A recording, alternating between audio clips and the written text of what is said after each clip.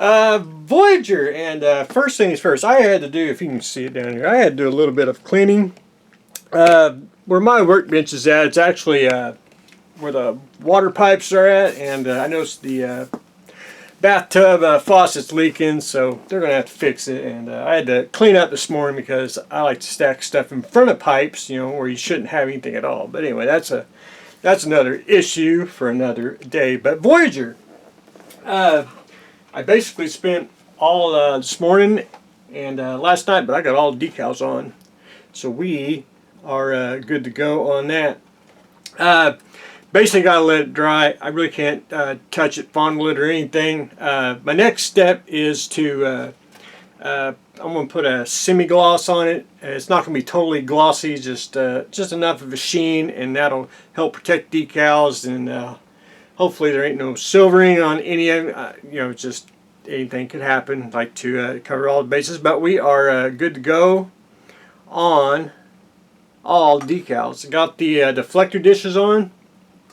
I do got to touch up just a little bit. I did paint the torpedo base, which good eyes. I know I missed it the last time, even the back ones here. But anyway, really fun. It looks I think it looks pretty darn good. So anyway, we'll do some more flybys once I get the sealer on. I need to seal that on today, or tonight, and then let it sit for today and tomorrow, and then Tuesday.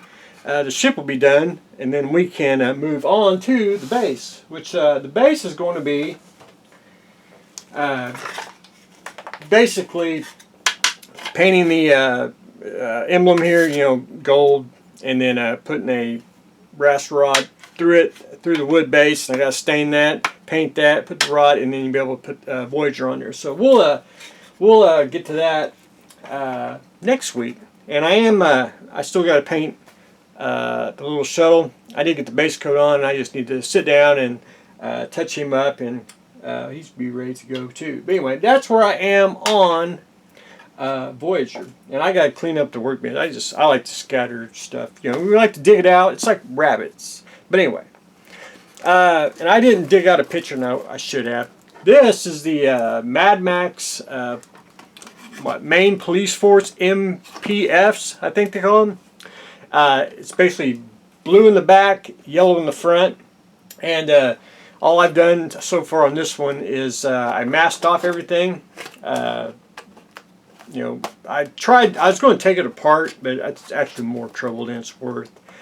And I didn't want to keep track of all the screws, which screws went where and all that, so I just masked off. I spent a good, before bedtime, let me say, getting that masked off. But anyway, everything's masked.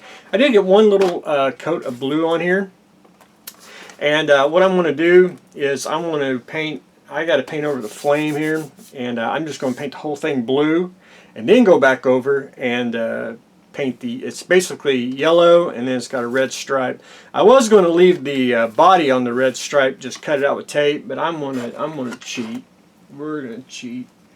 We're going to use pinstripe tape to make the stripe on there. It'd be a lot easier, and just a lot easier to do that than trying to freehand the stripe on there and all that with the tape. But anyway, that's where I am on the Mad Max RC cop cars. So a little more on that.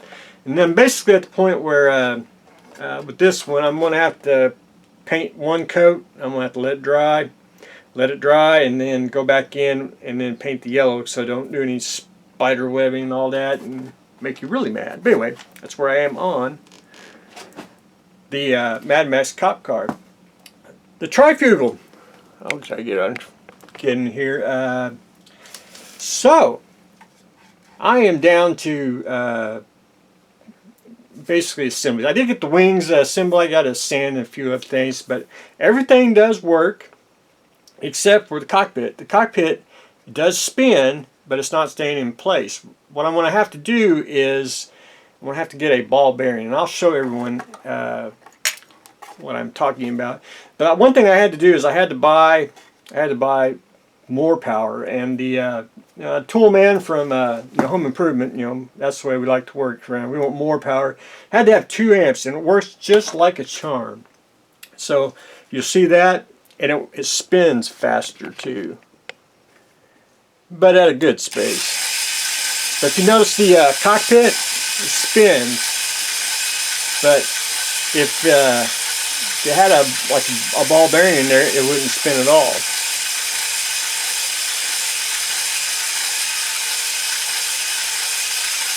And with the extra power, it actually makes it,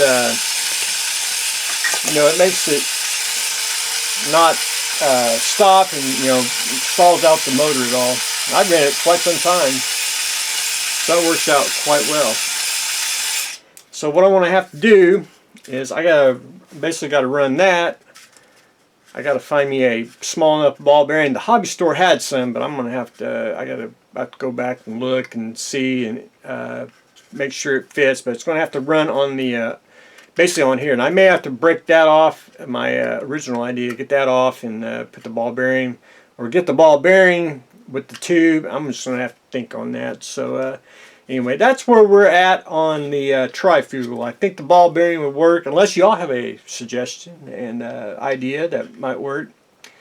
So we can try to do that. So that's probably going to be about a week, because I got to probably I am probably going to end up taking it to the hobby store, and we're going to go through the RC ball bearings and see which one fits and all that. So and I'll get the whole store involved. We'll have to almost shut it down because I'll be in there doing that. But anyway, that's where I am on the trifugal, and I'll finish sanding and all that stuff this week. But anyway, that's where I'm at, and I'm gonna try to figure out how to make that not spin, so or close enough for what we are doing. But anyway, that's what I've got going on today. We're trying to get the trifugal to spin or not spin. We are working on the Mad Max cop car.